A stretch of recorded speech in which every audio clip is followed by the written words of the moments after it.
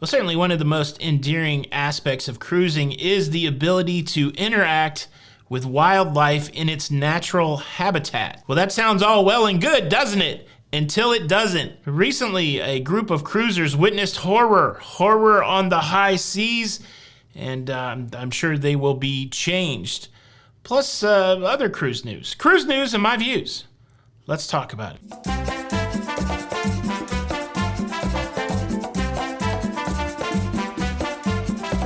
Hey, what's up, everybody? Welcome to La Lido Loca.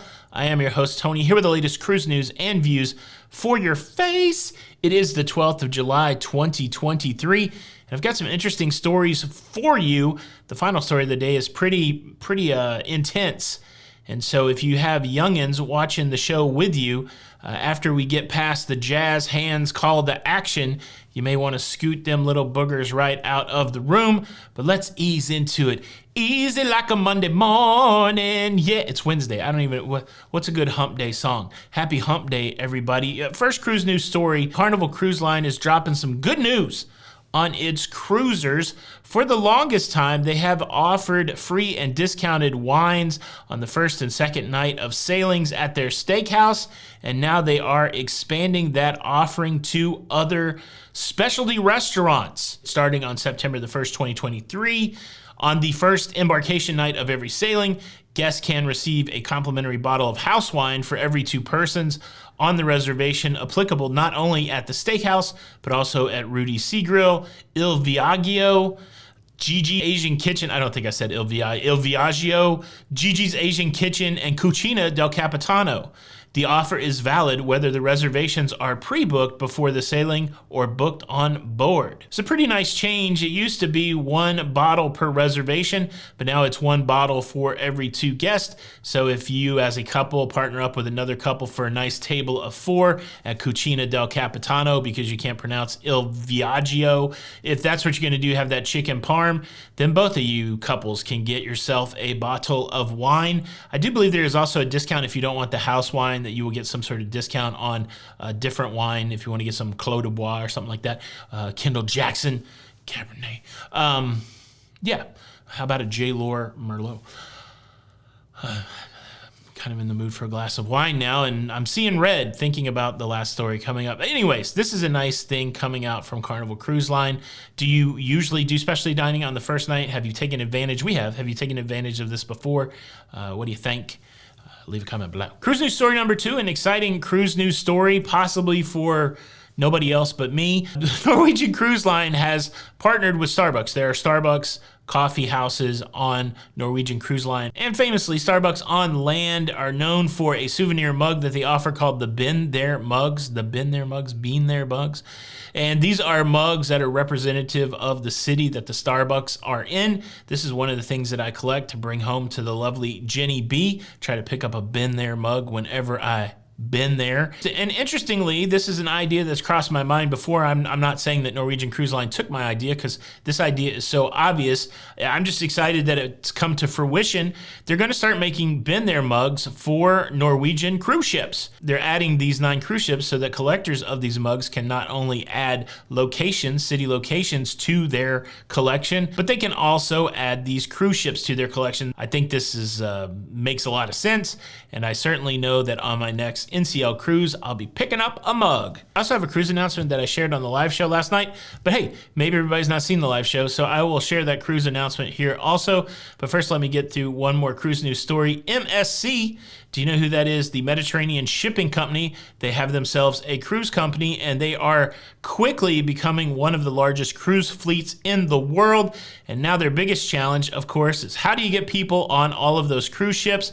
Well, they're spending some money on advertising and marketing, and they're doing it in a very traditional way. They are doing brand deals with sports teams. sports activities. This is a big strategy for MSC to get their brand out in front of the public, to get some brand recognition, and they're doing it all over the globe. They have sponsorships with auto racing, with soccer. They have sponsorships with basketball right here in the US, the New York Knicks. MSC is making some interesting moves. In addition to this marketing that they're doing, they're also trying to position cruise ships to go to places where cruise ships are becoming less and less welcome. There has been a lot of talk that potentially some cruise ships would be disallowed from going into the fjord area of Norway for environmental concerns. And so very specifically and strategically, MSC has created ships like the MSC Eurybia with a better environmental footprint so that possibly when other cruise lines are denied access to a location, MSC can raise their flag and go, well, you can go there on us. You can still go see the cool stuff in the fjords. So interesting moves that they're making. It's fun to watch and follow. Again, they got to do some work in North America. They're not really a beloved cruise brand here in North America yet, but dagnabbit, they're trying. And interestingly, they're using the sports branding to do it. Let me hit you with this quick next cruise announcement. I announced it last night on the live show that I've caved into the peer pressure from my friend Don Terrace, and I will be crashing his September group cruise. It's a cruise that starts on September the 19th on the Caribbean Princess, leaves out of New York. It goes up the east coast of the United States. There's stops in Newport, Rhode Island, stops in Portland, Maine, Boston, Massachusetts, and then several stops in Canada in the Maritimes, with its eventual destination being Quebec City in Quebec. And there's only like one, it's a 10-day cruise and only one sea day. So it's going to be very port intensive. So if you enjoyed my port videos from my European adventure, get ready. There's going to be more of those coming for Canada in September. This is also going to be my brother's birthday cruise. My brother's birthday is on September the 19th. And so Retro Sarge and I will be sharing a cabin on that cruise ship. And then the ladies have a plan. So Jenny B and Heidi, they're going to be hanging out together doing whatever they plan on doing. So it should be a fun adventure. And I'm excited to cruise with Don. And I'm excited to see a whole bunch of brand new cruise ports. In case you missed the announcement last night, there is the announcement. Now, let's talk about horror at sea. But before I do that, let me quickly invite you to subscribe. If you like staying up to date with everything that's going on in cruising, please consider subscribing with the notification bell on. That way you don't miss out on any of these episodes. We're trying really hard to get to 250,000 subscribers. We've had a lot of new subscribers in the last week. A big hearty welcome to you guys.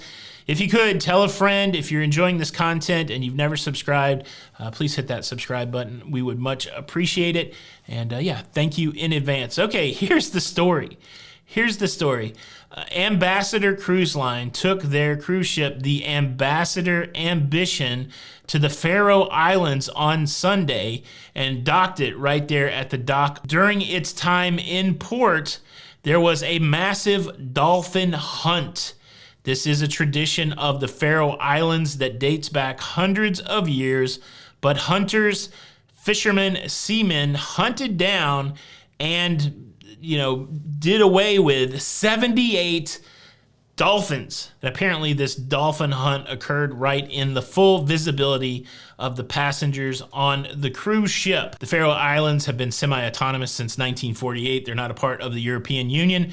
And this massive hunt, again, part of their tradition, and there was no laws broken or anything like that. It is worth noting that this just wasn't a sport hunt, that this traditional hunt happens to provide sustenance for the community for the upcoming year. And so this is part of the way that the community is fed. But again, if you're a cruiser and you like to get out there with the sea life, that kind of thing, seeing 78 dolphins, cut down is not exactly what you would want to see. And well, Ambassador, for their part, at least one thing they did was put out a tweet. They tweeted, "Ambassador can confirm that the arrival of Ambition in Torshavn in the Faroe Islands today coincided with the culmination of a hunt of 40-plus pilot whales in the port area. We are incredibly disappointed that this hunt occurred at the time that our ship was in port." I guess if we can learn anything from The Lion King, or at least the theme song from The Lion King, is that, well, there's a circle of life.